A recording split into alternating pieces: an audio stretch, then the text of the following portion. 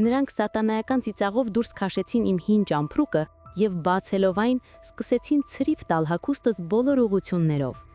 Իմ միլիոնատեր խորթ ընտանիքը նվաստացնում էր ինձ էլիտար քոթեջային ավանի բոլոր բնակիչների աչքի առաջ։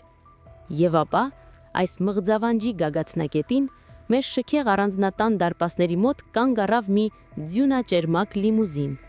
Նրանից դուրս եկավ փեսացուի հարսանեկան կոստյումով մի տղամարդ, ձեռքերում պահելով հարսանյաց զգեստ։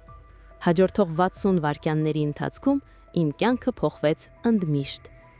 Այնինչ հիմա կլսեք, մաքուր խենթություն է թվում։ Սա իմ պատմությունն է, եւ ես մինչ օրս դժվարությամբ եմ հավատում, որ այս ամենը տեղի է ունեցել հենց ինձ հետ։ Ինձ կոչում են Անահիտ, եւ սա պատմություն է այն օրվա մասին, երբ իմ կյանքը ամենաանսպասելի կերպով գիշերային մղձավանջից վերածվեց կախարդական հեքիաթի։ Թույլ տվեք վերադառնալ ամենասկզբին։ Ես 7 տարեկան էի, երբ Լևոն եւ Նաիրա Գրիգորյանները որդեգրեցին ինձ։ Նրանք միլիոնատերեր էին, անշարժ գույքի մագնատներ, եւ նրանց շքեղ ամառանոցը Ծաղկաձորում այնպիսի տեսք ուներ, ասես իջել էր փայլուն ամսագրի էջերից։ Հիշում եմ այդ պահին մտածեցի, որ աշխարհի ամենաերջանիկ աղջիկն եմ։ Նրանք ունեին իրենց 2 երեխաները՝ Մանեն, ով այդ ժամանակ 9 տարեկան էր, եւ Նարեկը, ով դարձել էր 5 տարեկան։ Առաջին հայացքից մենք իդեալական ընտանիք էինք թվում։ Մենք հաճախում էինք բարեգործական երեկոների, լուսանկարվում էինք աշխարհիկ քրոնիկոնի համար, եւ ամբողջ շրջապատը գիտեր Գրիգորյան ազգանունը։ Բայց ահա թե որն է իդեալական ընտանիքների առանձնահատկությունը։ Նրանք սովորաբար թաքցնում են ամենատգեղ գաղտնիքները։ Այն ժամանակ, երբ ես դարձա 16 տարեկան, ես գիտակցեցի դառը ճշմարտությունը։ Ինձ որդեգրել էին ոչ թե այն պատճառով, որ սիրել էին կամ ցանկացել էին երեխային տուն պարգևել։ Ես նրանց պետք էի, որպեսզի նրանք լավ երևային հասարակության աչքերում։ Առատաձեռն միլիոնատերեր, ովքեր փրկել են որբին։ Այսպես էին գրում նրանց մասին տեղական թերթերում։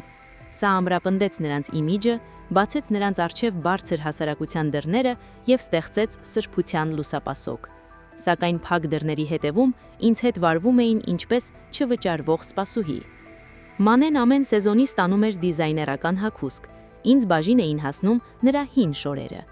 Նարեկը իր 18-ամյակին սպորտային մեքենա ստացավ։ Ես ստացա դասախոսություն այն մասին, որ պետք է երախտապ լինեմ գլխիս վրա ունեցած տանիքի համար։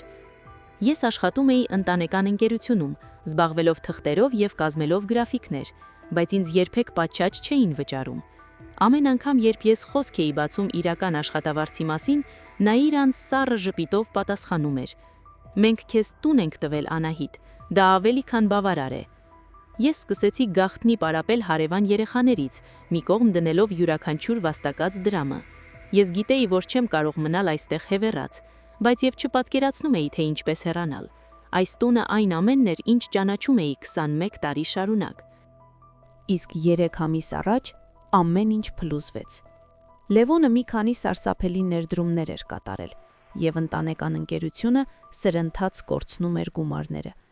Ես գիտեի այդ մասին, քանի որ վարում էի հաշվապահությունը։ Մի երեկո նրանք հրավիրեցին արտահերթ ընտանեկան ժողով մեծ հյուրասենյակում։ Մտնելով ներս, ես տեսա մի անծանոթ տղամարդու, որը նստած էր խորթ հորս սիրելի բազկաթոռին։ Նա 60-ն անց էր, ջերմակած մազերով եւ մի ժպիտով, որից մարմնովս սարսուռ անցավ։ Նրա անունը Ռուբեն Պետրոսյան էր եւ նա ունևոր ներդրող էր։ Լևոնը չցկցկեց։ Ռուբենը համաձայնել է $50 միլիոն ներդնել մեր ընկերությունում, հայտարարեց նա, նայելով ինձ անհասկանալի հայացքով։ Դրա փոխարին, Անահիտ, դու կամուսնանաս նրա հետ։ Ես ծիծաղեցի։ Ես անկեղծորեն կարծեցի, թե սա ինչ-որ հիմար կատակ է, բայց ուրիշ ոչ ոք չէր ծիծաղում։ Նաիրան առաջ եկավ։ Սա կփրկի մեր ընտանիքը, Անահիտ, Ռուբենը հարգված գործարար է, դու ոչ մի բանի կարիք չես ունենա։ Ռուբեն Պետրոսյանը զննեց ինձ այնպես, կարծես գին էր առաջարկում ցուցահանդեսի ավտոմեքենայի համար։ Նա հրաշալի կհամապատասխանի, ասաց նա մի ձայնով, որից ես սրտխառնոց զգացի։ Ես ոտքի կանգնեցի, ձեռքերս դողում էին։ Ոչ, կտրականապես ոչ, ես վաճառքի ապրանք չեմ։ Սենյակում լռություն տիրեց։ Լևոնի դեմքը կարմրատակեց։ Մանեն քմծիծաղում էր բազմոցին, կարծես դիտելով իր սիրելի ռեալիթի շոուն։ Նարեկը սկսեց նկարահանել կատարվողը հեռախոսով։ «Դու ապերախտ լակոտ», սկսեց Լևոնը, բայց ես ընդհատեցի նրան։ «Ես ապերախտ չեմ, ես մարդ եմ, այլ ոչ թե բիզնես գործարք»։ Եվ այստեղ ես գործեցի իմ երկրորդ սխալը։ Կամ գուցե դա իմ կյանքի լավագույն որոշումն էր։ Զայրույթի պահին ես դուրս տվեցի ճշմարտությունը, որը թաքցնում էի 6 ամիս։ Բացի այդ, ես արդեն հարաբերությունների մեջ եմ։ Նրա անունը Արամ է, եւ նա իսկապես սիրում է ինձ։ Ոչ իմ ազգանունը, ոչ իմ կապերը, այլ պարզապես ինձ։ Դրան հետևած պայթյունը նման էր միջուկայինի։ Մանեն պորտ կրցավ ծիծաղից։ Արամը, այն չքավորը սրճարանից, որտեղ դու վատնում ես ժամանակդ, Աստված իմ, սա անգին է։ Նաիրայի ձեռքը հայտնվեց ոչ մի տեղից։ Ապտակի ձայնը արձագանքեց սենյակում մեկ։ Այտս վառվեց կրակով։ Դու կկործանես այն ամեն ինչ, ինչ մենք կառուցել ենք։ Լևոնը կանգնեց։ Նրա ձայնը դարձավ մահացել ցածր։ Դու 1 ժամ ունես, Անահիտ, կամ դու ամուսնանում ես Ռուբենի հետ, կամ հավաքվում ես այս տնից։ Ես ձեռք տվեցի այրվող այտիս եւ նայեցի նրանցից յուրաքանչյուրին։ Այս մարդիկ, ովքեր երկրումս 21 տարի անվանել եմ ընտանիք։ Այս մարդիկ, ովքեր երբեք իմ մեջ չեն տեսել ոչինչի, բացի ռեկվիզիտի, իրենց կյանքի իդեալական պատկերում։ Ես ավելի լավ է մնամ ոչինչով, քան թույլ տամ ինձ այսպես վաճառել, ասացի ես։ Նարեկը ծիծաղում էր, շարունակելով նկարահանել։ Սա ուղիղ կգնա իմ սթորի, բոլորը պետք է տեսնեն սա։ Ես շրջվեցի եւ գնացի դեպի աստիճանները, որպիսի հավաքեմ իրերս։ Ես կարծում էի նրանք գոնե թույլ կտան ինձ արժանապատվորեն հեռանալ։ Ինչպես էի սխալվում։ Հազիվ էի սկսել հագուստս դնել ճամպրուկի մեջ, երբ նրանք բոլորը ներհուժեցին իմ սենյակ։ Մանեն սկսեց պոկել հագուստը պահարանից։ Սա միևնույն է ինն էր, գոռում էր նա, նետելով զգեստները հատակին։ Դու կարծում ես, թե այս տանը գոնե մի բան ունես։ Նարեկը վերցրեց ճամպրուկս եւ նախքան կհասցնեի կանգնեցնել նրան, դուրս նետեց այն պատուհանից։ Ես լսեցի, թե ինչպես այն դղրդյունով ընկավ սիզամարկին 2 հարկցած։ Նաիրայի ձայնը սուր էր։ Բոլորը պետք է տեսնեն, թե ինչ է պատահում ապերախտ երեխաների հետ։ Լևոնն արդեն խոսում էր հեռախոսով։ Ես լսում էի, թե ինչպես է նա զանգահարում հարևաններին, անձնակազմին, նույնիսկ բարձր խավի իր որոշ ընկերների։ Մոտեցեք տանը, այստեղ հիմա իսկական ներկայացում է լինելու։ Նրանք քաշ տվեցին ինձ աստիճաններով ներքև։ Ես փորձում էի դուրս պրծնել, բայց Լևոնի բռնվածքը թևիս վրա երկաթյա էր։ Երբ մոտեցանք մուտքի դռանը, նա հրեց ինձ դեպի փողոց ցերեկային պայծառ արևի տակ։ Օրը զարմանալիորեն հիասքանչ էր։ Մաքուր կապույտ երկինք, տաք հարև, թռչունների երգ, օր, որը պետք է լիներ կատարյալ, դրա փոխարեն այն դարձավ իմ կյանքի վատ թարագույն պահը։ Նրանք սկսեցին նետել իմ իրերը սիզամարգի վրա, գրքեր, հագուստ, լուսանկարներ, կոշիկներ, ամեն ինչ ցրիվ եկավ անթերի խնամված խոտի վրա։ Հարևանները սկսեցին հավաքվել։ Ես տեսա մեր տնային տնտեսուհուն, տիկին Սեդային, արցունքով լի աչքերով, բայց նա ոչինչ չէր կարող անել։ Այգեպանը քարացել էր, փոցխը ձեռքին։ Հարևան առանձնատներից մարդիկ մոտենում էին, հանելով հեռախոսները, նկարահանելով ամեն ինչ։ Մանեն կանգնած էր սանդղամուտքին, կարծես մամուլի ասուլիս էր տալիս։ Նա հրաժարվեց օգնել ընտանիքին, դրամատիկ հայտարարեց նա։ Այն ամենից հետո, ինչ մենք նրան տվեցինք, նա չափազանց եսասեր գտնվեց, որպիսի աներ մեկ պարզ բան։ Նարեկը իրական ժամանակում հրաբարակումներ էր անում սոցցանցերում։ Մեր տնվորը իր մասին շատ մեծ կարծիքի է, դիտեք այս ապերախտության շոու։ Հենց այդ պահին մոտեցավ Ռուբեն Պետրոսյանի մեքենան, նա դուրս եկավ, ուղեց իր թանկարժեք կոստյումը եւ քմծիծաղ տվեց ինձ։ Ափսոս Անահիտ, դու շատ հարմարավետ կյանք կունենայիր, իսկ հիմա նայիր քեզ։ Ծիծաղը ամենավատ մասն էր։ Նրանք բոլորը ծիծաղում էին. Լևոնը, Նաիրան, Մանեն, Նարեկը, նույնիսկ որոշ հարևաններ, ովքեր միշտ ժպտում էին ինձ առաջ։ Ես կանգնած էի իմ բսկտված կյանքի մեջտեղում, նվաստակված եւ կոտրված։ Նաիրայի ձայնը տարածվեց սիզամարգի վրա։ Դու երբեք չես գոյատևել առանց մեզ, Անահիտ, առանց Գրիգորյան ազգանունի դու ոչինչ ես։ Ձեռքերս այնքան ուժեղ դողում էին, որ քիչ էր մնում գցեի հեռախոսը, բայց ինձ այնուամենայնիվ հաջողվեց հանել այն եւ հավաքել միակ համարը, որը գիտեի կպատասխանի։ Արամը վերցրեց լսափողը առաջին զանգից։ Անահիտ, ինչ է պատահել։ Նրա ձայնը լի էր անհանգստության, եւ դա այդքան կրացեց ինձ։ Դու ինձ պետք ես, շշնջացի ես, աշխատելով չարտասվել այդ ամբողի առջև։ Նրանք վռնդեցին ինձ, ես գնալու տեղ չունեմ։ Նրա ձայնը լիովին փոխվեց։ Մեկ վայրկյանում նա քնքուշից վերածվեց իշխողի։ Ես 10 րոպեի հեռավորության վրա եմ, չշարժվես, լսում ես ինձ։ Պարզապես դիմացիր, Արամ, ես չգիտեմ ինչ անել։ Անահիտ, վստահիր ինձ, պարզապես դիմացիր, ես գալիս եմ։ Զանգն ընդհատվեց եւ նախքան կհասցնեի դիտակցել տեղի ունեցածը, Մանեն խլեց հեռախոսը ձեռքիցս։ Զանգում ես քո աղքատ ընկերոջը, ծիծաղեց նա։ Եվ ինչ է նա անելու։ Կգա երթուղայինով, գուցե կօգնի քեզ հավաքել աղբի տոպրակները։ Նորից ծիծաղ։ Ես փակեցի աչքերս եւ ցանկացա, որ գետինը պատրվի տակս։ Ամբողը դեռ ծաղրում էր ինձ, շարունակելով լուսանկարել եւ տեսանկարահանել, երբ ես լսեցի դա։ Հզոր շարժիչների ձայն հեռվում, որը գնալով մոտենում էր։ Բոլորը լռեցին։ Մեր էլիտար փողոց թեքվեց սպիտակ սթրեչ լիմուզինը, բայց այն մենակ չէր։ Նրան հետևում էր 6 լյուքս դասի ավտոմեքենաներից բաղկացած շքախումբ, Rolls-Royce-ներ, Bentley-ներ, Mercedes-ներ։ Նրանք շարժվում էին նախագահական ուղեկցորդների պես, սահուն, հզոր եւ բացարձակապես անհնար էր նրանց անտեսել։ Աղմուկն ամբողջությամբ դադարեց, նույնիսկ Մանեն լռեց կիսախոսքի վրա։ Նաիրան բռնեց Լևոնի ձեռքը։ Սա ով է։ Լիմուզինը կանգ առավ ուղիղ մեր առանձնատան դիմաց, իմ թափթփված իրերի մեջտեղում։ Նրա հետևի մեքենաները շարվեցին կատարյալ գծով։ Համազեստով վարորդները դուրս թռան եւ բացեցին դռները, բայց բոլորը նայում էին լիմուզինին։ Վարորդը շտապեց բացել հետևի դուռը եւ սիրտս կանգ առավ։ Մեքենայից դուրս եկավ Արամը եւ ես սկզբում նրան չճանաչեցի։ Նրա հագին փեսացուի ամբողջական հարսանեկան կոստյում էր, ցնցող սպիտակ դիզայներական կոստյում, ոսկյա ասեղնագրությամբ, որը շողշողում էր արևի տակ։ Նա նման էր հեքիաթի արքայազնի, բայց այն, ինչից շունչս կտրվեց, այն էր, ինչ նա պահում էր ձեռքերում, հարսանեկան զգեստ, շամպայնի գույնի շքեղ զգեստ, պատված բյուրեղներով, որոնք փայլում էին ադամների պես։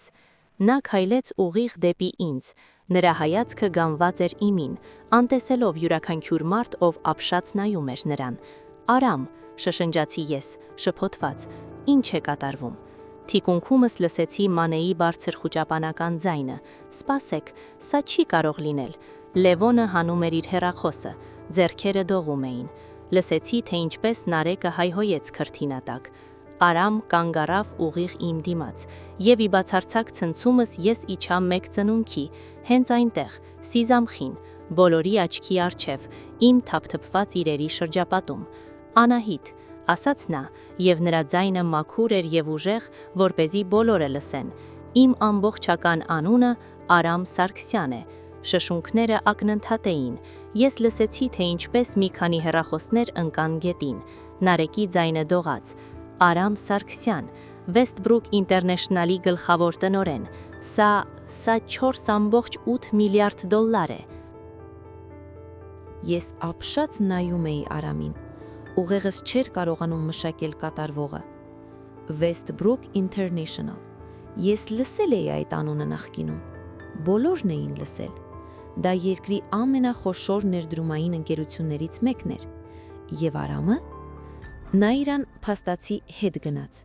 Լևոնի դեմքը բացարձակ սպիտակեց։ Արամը բռնեց ձեռքս։ Ինձ դուր էր գալիս, որ դու ոչ մի անգամ չհարցրիր ինձ, թե ինչով եմ գումար վաստակում։ Ինձ դուր էր գալիս, որ դու կիսում էիր ինձ հետ սրճարանի հաշիվները։ Ինձ դուր էր գալիս, որ դու դատում էիր ինձ ըստ այն բանի, թե ինչպես եմ վարվում մատուցողուհու հետ, այլ ոչ թե ինչ մեքենա եմ վարում։ Դու տեսար ինձ, Անահիտ, իսկական ինձ։ Նա բարձրացրեց հարսանեկան զգեստը, եւ դա ամենագեղեցիկ բանն էր, որ ես երբևէ տեսել էի։ Ես պլանավորում էի առաջարկություն անել հաջորդ ամիս։ Ես մշակել էի մի ամբողջ բարդ պլան, լողափա մայրամուտին, երաժիշտներ, ամեն ինչ։ Բայց հետո ես ստացա քո զանգը, լսեցի ցավը քո ձայնում եւ մի բան հասկացա։ Նրա աչքերը կատաղի դարձան։ Քեզ պետք չէ իդեալական պահ։ Քեզ պետք է իմանալ, որ քեզ գնահատում են, Քեզ պետք է իմանալ, որ ինչ որ մեկը տեսնում է, թե որքան անգին ես դու։ Նա հանեց մատանու տուփը եւ երբ բացեց այն, ես լսեցի, թե ինչպես մի քանի հոթի հառաչեցին։ Ադամանդը հսկայական էր, շլացուցիչ կապույտ, որը որսում էր լույսը, կարծես երկնքի մի պատառիկ։ Անահիտ, ամուսնացիր ինձ հետ, հենց հիմա, հենց այստեղ։ Թող նրանք տեսնեն, թե ով ես դու իրականում։ Ոչ նա, ում կարելի է գնել, վաճառել կամ դեն նետել։ Անգին, անփոխարինելի իմ, եթե դու համաձայն ես։ Դեմքովս արցունքներ էին հոսում։ Արամ, ես չեմ հասկանում։ Դու սիրում ես ինձ։ Պարզապես հարցրեցի ես։ Այո, բայց դու վստահում ես ինձ։ Այո։ Ուրեմն ամուսնացիր ինձ հետ այստեղ, այս փողոցում։ Ցույց տուր նրանց, որ քեզ պետք չէ նրանց անունը, նրանց փողերը կամ նրանց հավանությունը։ Ցույց տուր նրանց, որ իսկական սերը չի չափում արժեքը դոլարներով։ Ձայնս դողում էր։ Այո, այո, 1000 անգամ, այո։ Նա հագցրեց մատանին մատիս եւ այն նստեց կատարյալ։ Իհարկե, կատարյալ։ Արամը երբեք ոչինչ կիսատ չէր անում։ Ամբողջ թաղամասը պայթեց։ Հարևանները, ովքեր դիտում էին նվաստությունը, հիմա սկսեցին ծափահարել եւ բղավել ուրախությունից։ Տիկին Սեդան լալում էր երջանկությունից։ Նույնիսկ փոստատարը, ով հենց հիմա էր եկել, սկսեց ծափահարել։ Բայց Գրիգորյանների ընտանիքը, նրանք կանգնած էին սառած, բաց բերաներով։ Նրանց դեմքերը շոկի եւ սարսափի խառնուրդ էր։ Արամը օգնեց ինձ ոտքի կանգնել եւ կնքնորեն համբեցավ։ Տիկին Սարգսյան, շշնջաց նա ականձիս, ինչպես է թեզ համար։ Կատարյալ, շշնջեցի ես ի պատասխան, հնչում է կատարյալ։ Այն, ինչ տեղի ունեցավ հետո, նման էր ֆիլմի տեսանի։ Այն 6 շքեղ ավտոմեքենաների դռները բացվեցին եւ այնտեղից սկսեցին դուրս գալ մարդիկ, կարծես այդ ամենը բեմադրված էր, որովհետև ակնհայտորեն այդպես էլ կար։ Հայտնվեց հարսանյաց կազմակերպիչը, անթերի կոստյումով, մի ամբողջ թիմի հետ։ Դիմահարդարներն ու վարսահարդարները շրջապատեցին ինձ նուրբ ձեռքերով եւ ջերմ ժպիտներով։ Լուսանկարիչն ու օպերատորը սկսեցին տեղադրել պրոֆեսիոնալ սարքավորումները, իսկ հետո Բենտլիներից մեկից դուրս եկավ մի էլեգանտ տարեցկին եւ ուղղվեց դեպի ինձ։ Անահիտ, ասաց նա ջերմորեն գրկելով ինձ։ Ես Գայանեն եմ, Արամի մայրը, բարի գալուստ ընտանիք, սիրելիս, որդիս այնքան շատ է պատմել քո մասին։ Նրա կողքին հայտնվեց բարի աչքերով մի տարեց պարոն, Արամի հայրը, Կարենը։ Մեզ համար պատիվ է ծանոթանալ այն կնոջ հետ, ով գրավել է մեր որդու սիրտը։ Ես ցնցված էի։ Ես չեմ հասկանում ինչպես է այս ամենը կատարվում։ Գայանեն ժպտաց։ Երբ Արամը սիրում է, նա սիրում է ամբողջ սրտով։ Նա պլանավորում էր սա շաբաթներով, պարզապես սպասում էր հարմար պահի։ Երբ դու զանգահարեցիր այսօր, նա մոբիլիզացրեց ամեն ինչ եւ բոլորին։ Ուղիղ փողոցում թիմը սկսեց ծավալել նախապատրաստությունները։ Նրանք փռեցին սպիտակ գորգ ուղիղ 9 թափթփված իրերի վրայով։ Հայտնվեցին նրբաճաշակ ծաղկային կոմպոզիցիաներ, վարդեր, շուշաններ, խոլորձներ, սպիտակ, սերուցքային եւ ոսկեգույն երանգներով։ Մեքենաներից մեկից դուրս եկավ Լարային քարյակը եւ սկսեց նվագել ցածր գեղեցիկ երաժշտություն։ Դիմահարդարը տարավ ինձ սիզամարգին տեղադրված դիզայներական շիրմայի հետևը։ Եկեք դարձնենք ձեզ ամենագեղեցիկ հարսնացուն, ասաց նա քնքշորեն։ 20 րոպե անց ես դուրս եկա այն նույն զգեստով, որը պահում էր Արամը։ Այն նստեց այնպես, ասես կարված էր ինձ համար, որովհետև ինչպես ես հետո իմացա, այդպես էլ կար։ Արամը ինչ որ կերպ իմացել էր իմ չափսերը եւ պատվիրել այն մի քանի շաբաթ առաջ։ Շամպանի գույնի կտորը գրկում էր մարմինս, իսկ բյուրեղները որսում էին արևի յուրաքանչյուր շողը։ Մազերս հարդարված էին փափուկ ալիքներով։ Դիմահարդարումը կատարյալ էր, բայց բնական, եւ երբ ես նայեցի հայելուն, որը նրանք պահում էին, ես չճանաչեցի ինձ։ Ես նման էի հարսնացուի, ես երջանիկ տեսք ունեի, ես ազատ տեսք ունեի։ Հարևաններն էլ ավելի էին շատացել։ Ամբողջ փողոցը հիմա լցված էր մարդկանցով։ Բոլորը նայում էին հեռախոսներով եւ տեսախցիկներով։ Սա աննախադեպ էր մեր հարուստ զուսպ թաղամասում, բայց ինձ արդեն մեկ էր։ Նայրան փորձեց մոտենալ, երբ ես դուրս եկա շիրմայի հետևից։ Անահիտ, սիրելիս, գուցե խոսենք ներսում, Այս ամենը այնքան անսպասելի է։ Մուգ կոստյումով մի տղամարդ, Արամի թիկնապահը, սահուն կանգնեց մեր միջտեղը։ Ընտանիքին առաջարկվեց պահպանել տարածուն։ Լևոնը փորձեց այլ մոտեցություն, մոտենալով Արամին պարզած ձեռքով եւ այն կեղծ ժպիտով, որը նա օգտագործում էր գործնական հանդիպումների ժամանակ։ Պարոն Սարգսյան, ես Լևոն Գրիգորյանն եմ, Անահիտի հայրը։ Հնարավոր է մենք կարող ենք քննարկել գործնական գործընկերություն։ Արամի դեմքի արտահայտությունը սառցակալեց։ Դա մի հայացք էր, որը ես երբեք նրա մոտ չէի տեսնում, եւ այն սարսափազդու էր։ Դուք մարդ եք, որը դուրս նետեց ձեր աղջիկան Սիզամարգին ինչպես աղբ։ Դուք փորձեցիք վաճառել նրան այդ գիշատիրը $50 միլիոն։ Ես գործ չեմ բռնում ձեզ նմանների հետ։ Ես չճանաչում ձեզ նմանների։ Լևոնի դեմքը բռնկվեց, բայց նա հետ քաշվեց։ Հայտնվեց քահանան, երիտասարդ, հաճելի, պաշտոնական։ Արամը մտածել էր ամեն ինչ։ Արարողությունը սկսվեց հենց այնտեղ, այդ փողոցում, ցերեկային պայծառ արևի տակ։ Արամը եւ ես կանգնած էինք սպիտակ գորգի վրա, շրջապատված ծաղիկներով, երաժշտությամբ եւ նրա ընտանիքի ու վկա դարձած անծանոթների անկեղծ ժպիտներով։ Քահանայի խոսքերը պարուրում էին ինձ երազի պես, բայց երբ եկավ երթումների ժամանակը, Արամի գայնը հաստատուն էր եւ հստակ։ Անահիտ, դու արժանի էիր պալատի, բայց դրա փոխարեն ես տալիս եմ քեզ այս պահը։ Հենց այստեղ, որտեղ նրանք փորձեցին քեզ կոտրել, ես ուզում եմ, որ դու վեր հառնես։ Դու ամենաուժեղ, ամենաբարի եւ ամենաանկեղծ մարդն ես, ում ես երբևէ հանդիպել եմ։ Դու կլինես ցնցող կին, եւ ես խոստանում եմ անցկացնել յուրաքանչյուր օրս, ապացուցելով, որ դու ճիշտ ընտրություն ես կատարել, ասելով այո։ Իմ հերթներ, ես դողացող շունչ քաշեցի։ Արամ, 6 ամիս առաջ դու պատվիրեցիր սուրճի ամենասարսափելի կոմբինացիան, որի մասին ես երբևէ լսել էի, եւ դու ծիծաղեցիր, երբ ես քեզ այդ մասին ասեցի։ Դու վերադառնում էիր ամեն օր եւ մենք խոսում էինք գրքերից, երազանքներից եւ հիմար սերիալներից։ Դու ոչ մի անգամ չփորձեցիր տպավորություն թողնել ինձ վրա փողերով կամ կարգավիճակով։ Դու տվեցիր ինձ այն, ինչ այս մարդիկ երբեք չէին կարող տալ։ Իսկական սեր, իսկական հարգանք, իսկական գործընկերություն։ Ես չեմ կարողանում հավատալ, որ սա կատարվում է, բայց ես երբեք այսքան վստահ չեմ եղել ոչ մի բանում։ Ես սիրում եմ քեզ։ Հայտարարում եմ ձեզ այր եւ կին։ Կարող եք համբուրել հարսնացուհին։ Արամը քաշեց ինձ իր մոտ եւ համբուրեց այնպես, ասես մենք միակ մարդիկ էինք աշխարհում։ Թափվեցին ծաղկաթերթեր։ Նրա թիմից ինչ որ մեկը նետում էլ դրանք վերևից։ Ամբողը պայթեց ծափահարություններով եւ բացականչություններով։ Տեսախցիկների բռնկմումները փայլատակում էին հրավառության պես։ Երբ մենք պոկվեցինք իրարից, Արամը շրջվեց դեպի Գրիգորյանների ընտանիքը, որոնք դեռ կանգնած էին սանդղամուտքին, ապշահար տեսքով։ Մանեն գոռում էր, նրա դեմքը կարմիր էր եւ տգեղ։ Սա պետք է լիներ իմ պահը, ես պետք է ամուսնանայի հարստի հետ, սա անարդար է։ Նարեկը տենդաղին փորձում էր ջնջել իր նախորդ հրապարակումները սոցցանցերից, բայց արդեն չափազանց ուշ էր։ Իմ նվաստման տեսանյութը արդեն տարածվել էր հազարավոր անգամներ, եւ հիմա մարդիկ նկարահանում էին հարսանիքը, ստեղծելով պատմություն բոլորովին այլ ավարտով։ Ռուբեն Պետրոսյանը փորձում էր աննկատ սողոսկել դեպի իր մեքենան, բայց Արամը դեռ չէր վերջացրել։ Արամը հանեց իր հեռախոսը եւ զանգ կատարեց ուղիղ բոլորի աչքի առաջ։ Նրա ձայնը հստակ տարածվում էր ցերեկային օդում։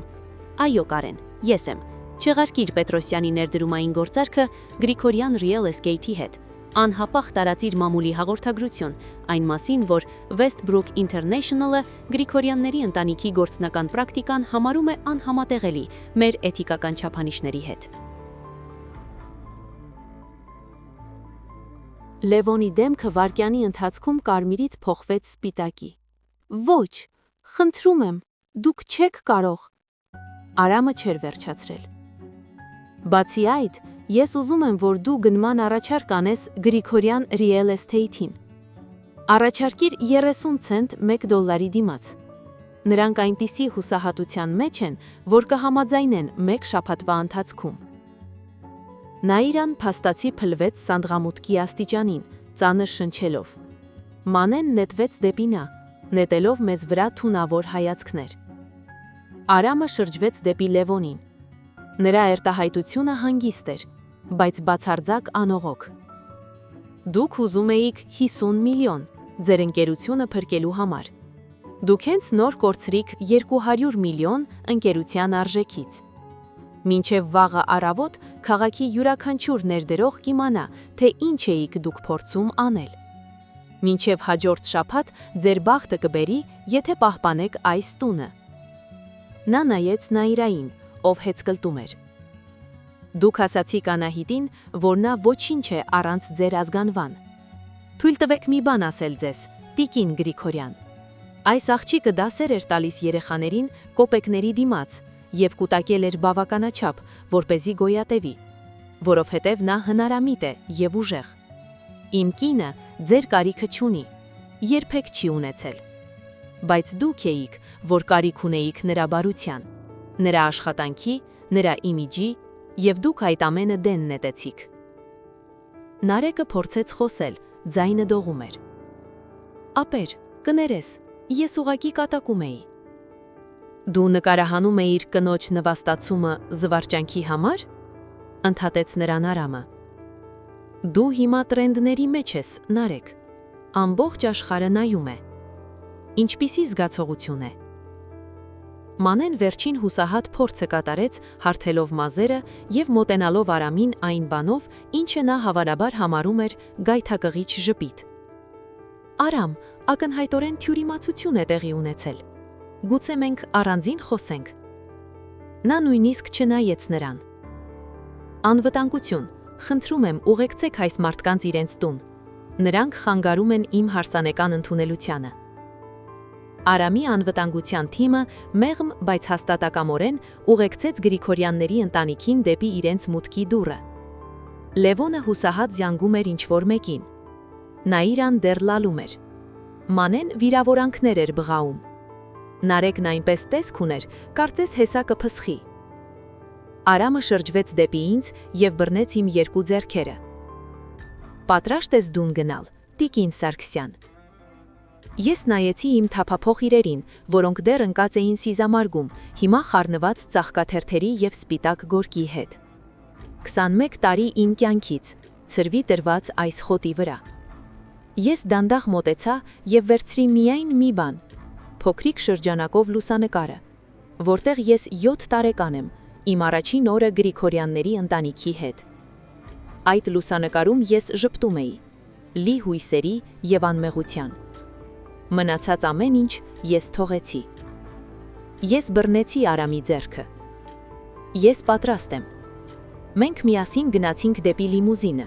ամբողջ թաղամասի ծափահարությաններով։ Տիկին Սեդան բացահայտորեն լալում էր երջանկությունից։ Փոստատարը սուլեց։ Ինչ որ մեկը սկսեց մեր հետևից նետել էլի ծաղկաթերթեր։ Ես լսեցի Մանեի սուր և հուսահատ ձայնը։ Սա դեռ վերջն է։ Դու չես կարող ուղղակի այսպես։ Ես վերջին անգամ հետ նայեցի այդ շքեղ ամառանոցին, այն մարդկանց, ովքեր ձևանում էին իմ ընտանիքը։ Լևոնը գոռում էր հեռախոսի մեջ, Նաիրան գրկել էր գլուխը ձեռքերով, Մանեն այնպիսի տեսք ուներ, ասես ուզում էր մեկին սպանել։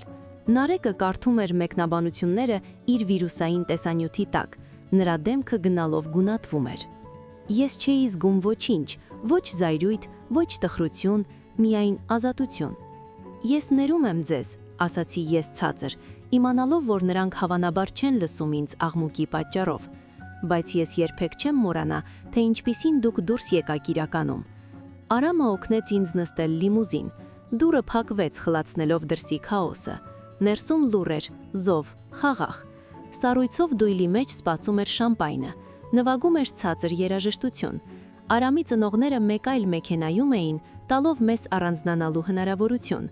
Երբ մենք հեռանում էինք, ես նայում էի մքեցված ապակիների միջով, թե ինչպես էր Գրիգորյանների ընտանիքը կանգնած իրենց հեղինակության փլատակների վրա, շրջապատված իմ թափթփված իրերով և իրենց ոտնահարված արժանապատվությամբ։ Արամը քաշեց ինձ իր մոտ։ Դու լավ ես։ Ես մտածեցի, գիտես ինչ, ես իսկապես լավ եմ։ Լավ է, ժպտաց նա, որովհետև ես իրականում պլանավորել եմ լողափնյա հարսանիք հաջորդ ամիս, սա ուղղակի նախավարժանք էր։ Ես ծիծաղեցի, իսկապես ծիծաղեցի, առաջին անգամ շատ ամիսների ընթացքում։ Դա 8 ամիս առաջ էր, մենք Արամի հետ իսկապես ունեցանք այդ լողափնյա հարսանիքը, ինտիմ, գեղեցիկ, միայն ընտանիքը և իսկական ընկերները։ Դա այն ամենն էր, ինչի մասին ես երբևէ երազել էի։ Գրիգորյան Real Estate ընկերությունը փլուզվեց 3 ամսվա ընթացքում, ինչպես եւ կանխատեսել էր Արամը։ Լևոնն ու Նաիրան կորցրին ամառանոցը։ Այն գնեց մի երիտասարդ ընտանիք, որդեգրած երեխաներով, ինչը ես գտա հիասքանչ հեգնանք։ Մանեն հիմա աշխատում է մանրածեղ առևտրի ոլորտում, հանրախանութում։ Ես մի անգամ տեսա նրան հեռվից, նա հոգնած տեսք ուներ։ Նարեկի տեսանյութը հետապնդում է նրան։ Նա չի կարողանում ոչ մի տեղ աշխատանքի տեղավորվել, որովհետև երբ գործատուները փնտրում են նրա անունը, այդ տեսանյութը հայտնվում է առաջինը։ Ռուբեն Պետրոսյանը ընկավ հետաքննության, որոշ կասկածելի գործարար պրակտիկաների համար, եւ նրա մյուս ներդրումները փլուզվեցին։ Իսկ ես ապրում եմ իմ լավագույն կյանքը մի տղամարդու հետ, ով տեսավ իմ արժեքը, երբ ես ոչինչ չունեի։ Արամը ներմուծեց ինձ իր աշխարհ, բայց նա նաև աջակցեց ինձ ստեղծելու իմ սեփականը։ Ես հիմնադրեցի ոչ առևտրային կազմակերպություն, որդեգրված երեխաների եւ որբերի համար։ Ես հոգ եմ տանում այն մասին, որ նրանք իմանան, որ իրենց արժեքը չի որոշվում այն ընտանիքներով, որտեղ նրանք հայտնվում են։ Գրիգորյանները հիմա բացիկներ են ուղարկում, ծննդյան օրերին, սուրբ ծննդին, ներողություններով։ Ես վերադարձնում եմ դրանցից յուրաքանչյուրը, չբացված։